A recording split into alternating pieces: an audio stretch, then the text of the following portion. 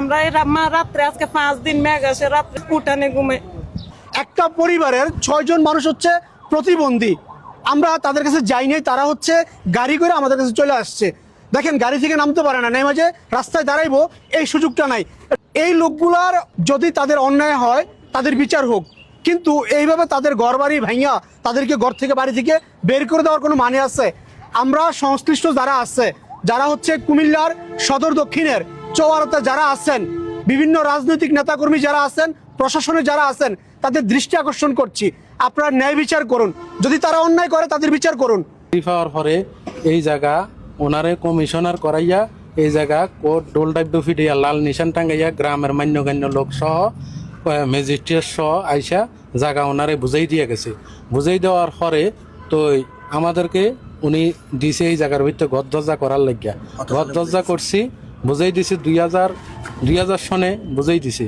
বুঝাই দেওয়ানোর পরে আজকে 25 বছর 26 বছর যাবৎ আমরা এই জায়গার ভিতরে ফাঁকা ঘর বিল্ডিং দিয়ে বসবাস করতেছি। এখন এই অবস্থায় আমাদের কোনো আইনি তারা কোনো প্রক্রিয়াই নেয় নাই, না নিয়ে কয় যে আমি রায় পাইছি।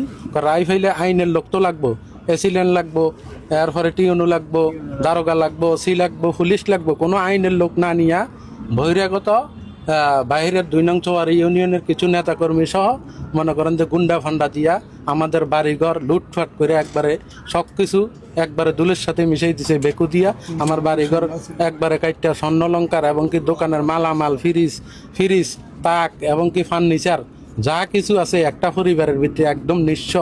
এখন আমরা পথের ফকির। এখন আমরা প্রশাসনের কাছে গেছি, প্রশাসনে আমাদের কোনো মামলা নেয় নাই, থানাতে মামলা নেয় না। আমরা তাদের দ্বারে ঘুরছি, তারা আমাদের কোনো মামলা নেয় নাই। আমরা এখন ফতের ফকির, আমার ভাই ভাইয়ের বউ আজকে ফতের ফকির হিসাবে আজকে রাস্তায় ঘুমাইতে আছে। আমাদের ফত যাতায়াতের ফত বন্ধ করে রাখছে। আমরা ফতে দিয়েও আমরা বাড়িতে পারি না, এমন পরিস্থিতি। আমাদের 7-8 জন প্রতিবন্ধী। আমাদেরকে আমরা প্রশাসনের প্রতি দৃষ্টি আকর্ষণ করছি এবং কি প্রশাসনের প্রতি আবেদন করছি আমাদেরকে আপনারা সহযোগিতা করেন। তারা গেছে, যাওয়ার পরও আমরা তাদের থেকে কোনো সহযোগিতা আমরা পাই নাই।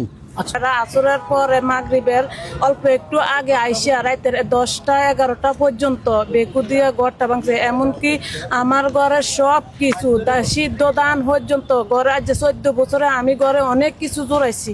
তারপর সোপর স্টিলের আলমারি হইতে আবার আমি মুরগের একটা ফার্ম আছে, খাদ্য কিনে আনি। খাদ্যর টাকা ছিল, কিছু খাদ্য কেনার জন্য টাকা ছিল, এটি লুটপাট করছে। আমার স্বর্ণ ছিল অনেক 4 ভরির মতন, এগুলো লুটপাট করছে। আনছি তো একটা ফেলিটলে করতে পারতে পারি না। আজকে 5 দিন বৃহস্পতিবার পর্যন্ত আমার স্বামী উঠানে ঘুমা, আমিও ঘুমা। হ্যাঁ, রাস্তা আটক করেন ধরে আজকে আসতে পারে না। হ্যাঁ, আমার বাসুর এসেছে। আমার মেয়েটা রাত্রে, যেদিন রাত্রে এরকম হয়েছে, এক কাপড়ে আমার বোনের বাড়ি থেকে কাপড়ও আসছিল না, কাপড়ও বার করতে পারি না। যে বাড়িঘর ভাঙচুর করার আগে আপনাদেরকে কি আগে ওয়ার্নিং দিছে? না, কোনো ওয়ার্নিং দেন। আর ওয়ার্নিং দিলে তো আমরা প্রশাসন এসে বা কোর্টের পারমিশন নিয়ে করতাম। আমরা ঘরের মাল বার করেন, এতদিনের মধ্যে আমরা তোলে ঘর ভাঙতে আসবো। আমার এইরকম কোনো হুমকি দেয় না কোর্টের থেকে দিলে আমরা তো নিজেতে মালপত্র বার করতে পারতাম।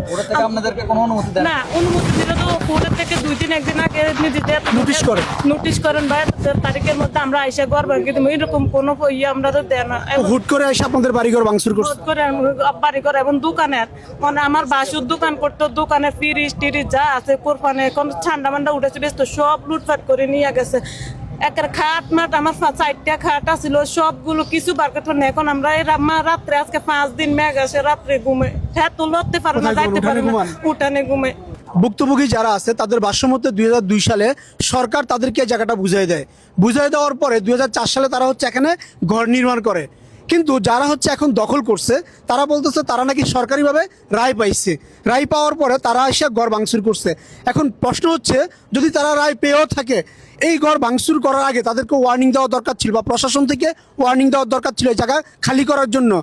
এমন কোনো কিছু না করে তাদেরকে এভাবে ভাঙচুর করে ঘর থেকে বের করে দেওয়ার কোনো মানে আছে কিনা আমরা জানতে চাই।